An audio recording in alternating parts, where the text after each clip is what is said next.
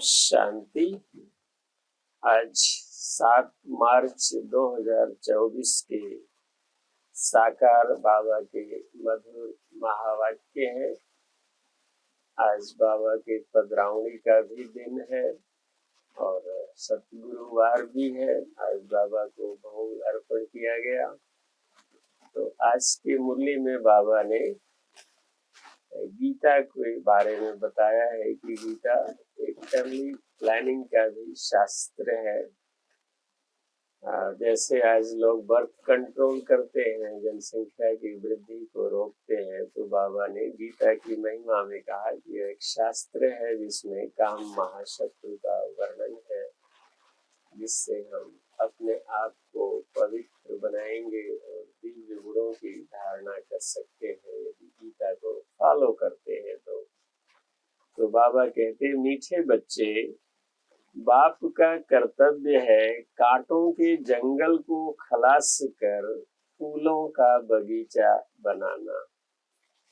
इससे ही number 1 family planning हो जाती है। फूलों का बगीचा अर्थात दिव्य गुणों वाले मनुष्य, जिनको देवी देवता कहते हैं। प्रश्न है, फैमिली प्लानिंग का फर्स्ट क्लास शास्त्र कौन सा है और कैसे है? बाबा का उत्तर है, गीता है फैमिली प्लानिंग का फर्स्ट क्लास शास्त्र। गीता है फैमिली प्लानिंग का फर्स्ट क्लास शास्त्र, क्योंकि गीता द्वारा ही बाप ने अनेक धर्म विनाश कर एक धर्म स्थापन किया। गीता में ही भगवान के महावाक्य हैं, काम महाशत्रु है। जब काम शत्रु पर जीत पा लेते हो तो फैमिली प्लानिंग स्वतः हो जाती है। यह एक बाप का ही काम है, किसी मनुष्य का नहीं। ओम शांति। शिव भगवान वाच, बाप बैठ रूहानी बच्चों को समझाते हैं, इस दुनिया को तो आसुरी दुनिया जरूर कहेंगे। इस दुनिया को बाबा ने कहा आसुरी दुनिया। नई दुनिया को दैवी दुनिया कहेंगे। दैवी दुनिया में मनुष्य बहुत थोड़े होते हैं। अब यह राज भी किसको समझाना चाहिए? जो फैमिली प्लानिंग के मिनिस्टर होते हैं उन्हों को समझाना चाहिए। गवर्नमेंट में डिपार्टमेंट होता है, हेल्थ मिनिस्ट्री के अंदर आता है या होगा। तो बाबा कहते हैं उनके मिनिस्टर को समझाना चाहिए। बोलो, फैमिली प्लानिंग की ड्यूटी तो गीता के अनुसार एक बाप की ही है। गीता के अनुसार बाबा कह रहे हैं, गीता को तो सब मानते ही हैं। गीता है ही फैमिली प्लानिंग का शास्त्र। गीता से ही बाप नई दुनिया की स्थापना करते हैं अथवा प्योर नेशनलिटी की स्थापना करते हैं। आज नेशनलिटी की बात करते हैं बाबा। देखिए कि जब हम नई दुनिया की स्थापना के निमित्त बनते हैं तो प्योर नेशनलिस्ट हो जाते हैं। अपने को देवी देवता धर्म का ही कहेंगे। गीता में भगवान साफ बतलाते हैं कि मैं आता ही हूँ एक धर्म की स्थापना करने, बाकी अनेक सब धर्मों का विनाश करने। एक धर्म, एक राष्ट्र, एक भाषा, एक कुल, एक मत होते हैं। ऐसी दुनिया की बाबा स्थापना करते हैं। तो इससे फैमिली प्लानिंग नंबर 1 हो जाएगी। सारे सृष्टि पर जय जयकार हो जाएगी और एक आदि सनातन धर्म की स्थापना हो जाएगी। अब तो बहुत मनुष्य होने कारण बहुत पिछड़ा हो पड़ा है। वहाँ के जानवर, पंछी आदि सब फर्स्ट क्लास होंगे, जो देखने से ही दिल खुश हो जाए। डरने की बात नहीं। बाप बैठ समझाते हैं, तुमने मुझे बुलाया ही इसलिए है कि आकर फैमिली प्लानिंग करो, अर्थात पतित फैमिलीज को वापस ले जाओ। पावन फैमिली की स्थापना करो। तुम सब कहते थे बाबा आकर पतित दुनिया खलास कर नई पावन दुनिया बनाओ। यह बाप की ही प्लानिंग है, देखने से ही दिल खुश हो जाए। लक्ष्मी नारायण को देखने से तुम्हारी दिल खुश होती है ना। लक्ष्मी नारायण का चित्र कितना शोभनीक लगता है, और ये वास्तव में यदि सामने खड़े हो तो कैसी अनुभूति होगी। वंडरफुल डिवाइन एक्सपीरियंस है ये। तुम सब कहते थे बाबा आकर पतित दुनिया खलास कर नई पावन दुनिया बनाओ। यह बाप की ही प्लानिंग है, देखने से ही दिल खुश हो जाए। लक्ष्मी नारायण को देखने से तुम्हारी दिल खुश होती है ना। वहाँ तो यथा राजा रानी तथा प्रजा सब फर्स्ट क्लास होते हैं। तो यह फैमिली प्लानिंग की युक्ति ड्रामा में नुदी हुई है। तुम बच्चों को समझाना है पारलौकिक बाप तो सतयुगी प्लानिंग फर्स्ट क्लास करते हैं, कांटों के जंगल को ही खलास कर देते हैं। इस सारे गंभोर को आग लग जाती है। ये धंधा तो बाप का ही है, तुम कुछ भी नहीं कर सकते हो। कितनी भी मेहनत करो सक्सेसफुल कोई हो न सके। बाप कहते हैं जिस काम विकार को तुम अपना मित्र समझते हो यह बड़ा भारी दुश्मन है।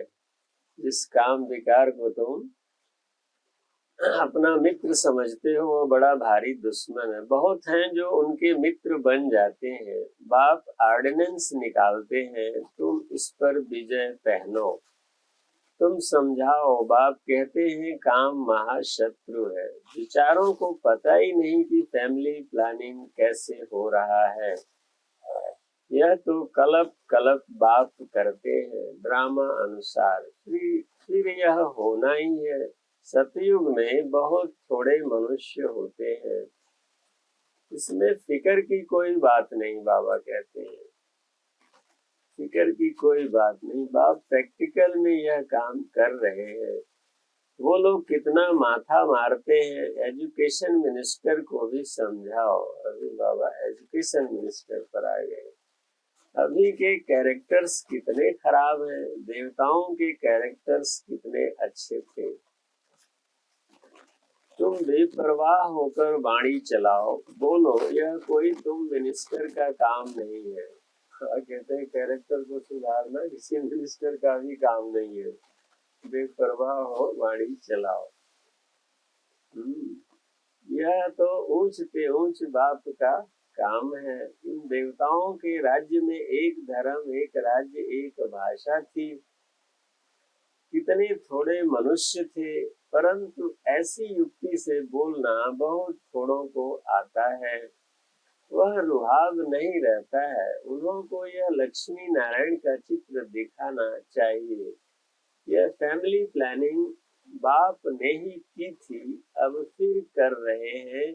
इनके राज्य की स्थापना हो रही है। बाबा ने कहा है यह लक्ष्मी नारायण का चित्र हमेशा फ्रंट में रखो। लक्ष्मी नारायण का चित्र बाबा कहते हैं सामने रखो, और बत्तियां आदि खूब लगाओ। प्रभात फेरी में यह ट्रांसलाइट का चित्र हो जो एकदम क्लियर कोई भी देख सके।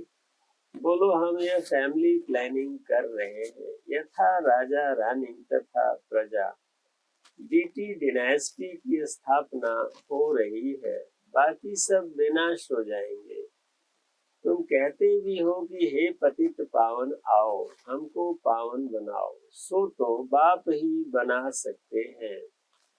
एक देवी देवता धर्म ही पावन होता है, बाकी सब खत्म हो जाते हैं। बोलो शिव बाबा के हाथ में ही यह प्लानिंग है।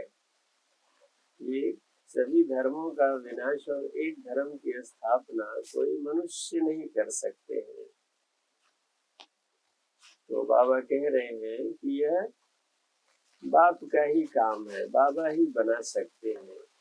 एक देवी देवता धर्म ही पावन होता है, बाकी सब खत्म हो जाते हैं। बोलो शिव बाबा के हाथ में ही यह प्लानिंग है। सतयुग में यह प्लानिंग हो जाती है। वहाँ है ही देवता मनुष्य, शूद्र होते नहीं, सतयुग में शूद्र नहीं होते। यह तो बड़ी फर्स्ट क्लास प्लानिंग है, बाकी सब धर्म क्लास हो जाएंगे। इस बात की प्लानिंग को आकर समझो, तुम्हारी यह बात सुनकर तुम पर बहुत कुर्बान जाएंगे। यह मिनिस्टर आदि निर्विकारी प्लानिंग बना कैसे सकेंगे? बाप जो ऊंच से ऊंच भगवान है वह आते ही है यह प्लानिंग करने, बाकी सब अनेक धर्मों को खलास कर देते हैं। यह बात है ही बेहद के बाप के हाथ में, पुरानी चीज को नया बना देते हैं। बाप नई दुनिया की स्थापना कर पुरानी का विनाश कर देते हैं। यह ड्रामा में नून है।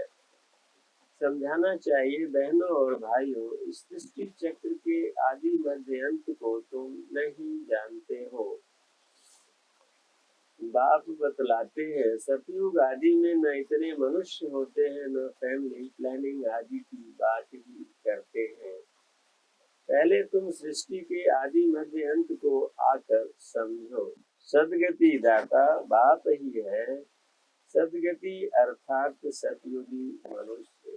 सदगति को आज क्या समझते हैं लोग, कहते हैं शरीर छूट जाए तो सदगति हो जाए, लेकिन सदगति का अर्थ बाबा ने बताया है कि सतयुगी मनुष्य। सतयुग में कोई भी किसी की दुर्गति होती है, सब सदगति। पहले पहले ये देवी देवता बहुत थोड़े थे, फर्स्ट क्लास धर्म था। बाबा फूलों की फर्स्ट क्लास प्लानिंग बनाते हैं। बाबा उसको फूल कहते हैं, अर्थात दिव्य गुण। काम तो महाशत्रु है, आजकल तो इनकी पिछाड़ी प्राण भी दे देते हैं। कोई की किसके साथ दिल होती है, माँ बाप शादी नहीं कराते तो बस घर में ही हंगामा मचा देते हैं। यह है ही गंदी दुनिया, सब एक दो को कांटा लगाते रहते हैं। सतयुग में तो फूलों की वर्षा होती है। ऐसे ऐसे विचार सागर मंथन करो, बाबा इशारा देते रहते हैं, तुम इनको रिफाइन करो। सतयुग में बाबा ने कहा फूलों की वर्षा होती है, यहाँ तो कांटे ही कांटे बरसते रहते हैं। चित्र भी भिन्न भिन्न प्रकार के बनाते हैं। ड्रामा अनुसार जो कुछ होता है वह ठीक है, किसको समझाना भी बहुत सहज है। सबका ध्यान बाप की तरफ खिंचवाना है। बाप का ही यह काम है। अब बाप ऊपर में बैठा हुआ यह काम करेगा नहीं। कहते भी हैं जब जब धर्म की ग्लानि होती है, आसुरी राज्य होता है, तब तब आकर इन सब को खलास कर दैवी राज्य की स्थापना करता हूँ। बाबा दैवी राज्य की स्थापना करते हैं और उनका कह रहे हैं कि जब जब धर्म की ग्लानि होती है तब यह काम करता हूँ मैं। मनुष्य तो अज्ञान की नींद में सोए पड़े हैं, यह सब विनाश हो जाएगा। अज्ञान की नींद क्या है? खा रहे हैं, पी रहे हैं, सो रहे हैं, परमात्मा को याद ही नहीं कर रहे हैं। इसे बाबा कह रहे हैं अज्ञान की नींद में सोए पड़े, यह सब विनाश हो जाएगा। जो निर्विकारी बनते हैं उनकी ही फैमिली आकर लाइफ करती है। गायन भी है ब्रह्मा द्वारा स्थापना। किसकी स्थापना? इस फैमिली की। कौन सी फैमिली? Divine family. वह प्लानिंग हो रही है। ब्रह्मा कुमारियां, ब्रह्मा कुमार पवित्र बनते हैं। लोगों के लिए जरूर पवित्र नई दुनिया चाहिए। यह पुरुषोत्तम संगम युग बहुत छोटा है, इतने थोड़े समय में कितनी अच्छी प्लानिंग कर देते हैं। बाप सबका हिसाब किताब चुकतू कराए अपने घर ले जाते हैं। इतना सारा किचड़ा वहां नहीं ले जाएंगे, छी आत्माएं जो जा न सके, इसलिए बाप आकर बुलबुल बनाकर ले जाते हैं। ऐसी ऐसी बातों पर विचार सागर मंथन करो, तुम रियलाइज करते रहते हो। बाप कहते हैं मैं एक धर्म की स्थापना कराने तुमको रिहर्सल करा रहा हूँ। यह फैमिली प्लानिंग किसने की? बाप कहते हैं मैं कल पहले मिसल अपना कार्य कर रहा हूँ। पुकारते ही हैं पतित फैमिली से बदलकर पावन फैमिली स्थापन करो। इस समय सब हैं पतित, शादियों पर लाखों खर्चा करते हैं, कितना शादमाना करते हैं और ही पावन से बदल पतित बन जाते हैं। शादियों पर इतना खर्चा करते हैं, उसके पहले जितनी पवित्रता होती है सब खत्म हो जाती है। बाबा कहते तुम बच्चों को अब यही ईश्वरीय धंधा करना चाहिए। पतित मनुष्यों को पावन बनाने का धंधा सबसे उत्तम धंधा है। सबको समझाना चाहिए, सब आसुरी नींद में सोए पड़े हैं, उनको जगाना चाहिए। गोरा बनकर औरों को भी बनाए तो बाप का प्यार भी जाए। सर्विस ही नहीं करेंगे तो मिलेगा क्या? कोई बादशाह बनते हैं तो जरूर कोई अच्छे कर्म किए हैं, यह तो कोई समझ सकते हैं। यह राजा रानी है, हम दास दासियां हैं तो जरूर आगे जन्म में कर्म ऐसे किए हैं। बुरे कर्म करने से बुरा जन्म मिलता है। कर्मों की गति तो चलती रहती है। अब बाप तुमको अच्छे कर्म करना सिखलाते हैं। वहां भी ऐसे जरूर समझेंगे कि अगले जन्म के कर्मों के अनुसार ऐसे बने हैं। बाकी क्या कर्म किए हैं वह नहीं जानेंगे। कर्म गाए जाते हैं, जितना जो अच्छा कर्म करते हैं वह ऊंच पद पाते हैं। अच्छे कर्म करने वाले ऊंच पद पाते हैं। ऊंच कर्मों से ही ऊंच बनते हैं। अच्छे कर्म नहीं करते हैं तो झाड़ू लगाते हैं, भरी ढोते हैं। कर्मों का फल तो कहेंगे ना। कर्मों की थ्योरी चलती है, श्रीमत से अच्छे कर्म होते हैं।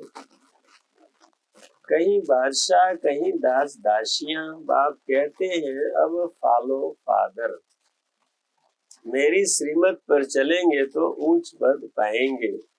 बाप साक्षात्कार भी कराते हैं, यह मम्मा बाबा बच्चे इतने ऊंच बनते हैं।